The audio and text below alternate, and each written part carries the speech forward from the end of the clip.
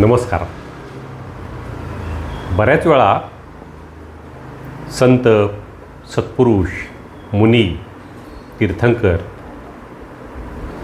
यांची सगळ्यांची चरित्र वाचताना, ऐकताना, त्यांचे सिद्धांत, त्यांचे तत्त्वज्ञान हे समजून घेताना एक गोष्ट प्रकर्षाने जाणवती की या सर्व साक्षात्कारी सत्पुरुषांनी आधी स्वतःवरती काम केलं आहे, स्वतःचा आंतरिक शोध घेतला आहे आणि मग त्या स्वतःच्या आंतरिक शोधानंतर त्यांना जी अवस्था प्राप्त झाली, त्याच्यातून जे सिद्धांत तयार झाले, जे तत्त्वज्ञान, ओव्या, भजन, अभंग हे सगळं जे आलं ते त्यांनी उतरवलं कागदावरती.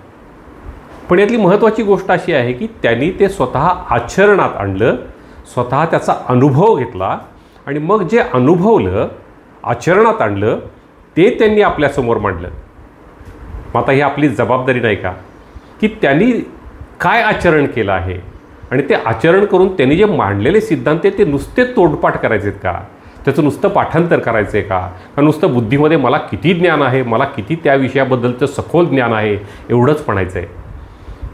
त्या विषयासाठी ते सिद्धांत, ते तत्त्वज्ञान, त्या ओव्या, ते अभंग, त्यांचे विचार हे आपण प्रत्यक्ष स्वतः शांत बसून मला माझा स्वभाव कसा आहे, अनेकांतवाद जसा म्हटला जातो की प्रत्येकजण वेगळा आहे, प्रत्येकजण पाहण्याची दृष्टी प्रत्येकाची वेगळी आहे, प्रत्येकाचे अनुभव वेगळे आहेत. मग आपण स्वतः ते तत्त्वज्ञान, ते सिद्धांत वापरून आपलं जीवन नक्की काय आहे, पृथ्वीवरती येण्याचा हेतू काय आहे, माझ्यामध्ये विकार कुठले आहेत. आपण नुसतंच म्हणतो काम, क्रोध, मद, मोह, मत्सर हे षड्रिपू माझ्यामध्ये आहेत, द्वेष, मत्सर, चिंता हे सगळं माझ्यामध्ये आहे, भय, इच्छा या सगळ्या गोष्टी आहेत. मग आहेत तर त्यासाठी त्या सिद्धांताचा वापर करून, त्या तत्त्वज्ञानाचा वापर करून मला माझा शोध लागतो आहे का, की माझ्यामध्ये कुठले विकार आहेत, माझ्या कुठल्या इच्छा शिल्लक आहेत, मला कशाचं भय वाटते.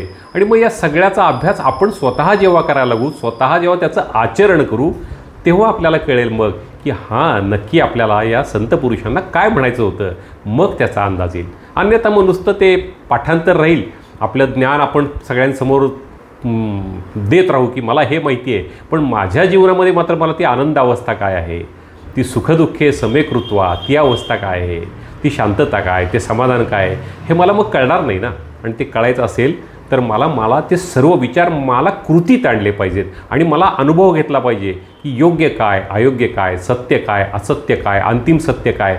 आणि या सगळ्याला आपण जेव्हा स्वतः अनुभवू तेव्हाच त्याचा आनंद मिळेल आणि मग जीवन कृतार्थ होईल, धन्यवाद वाटायला लागेल. धन्यवाद.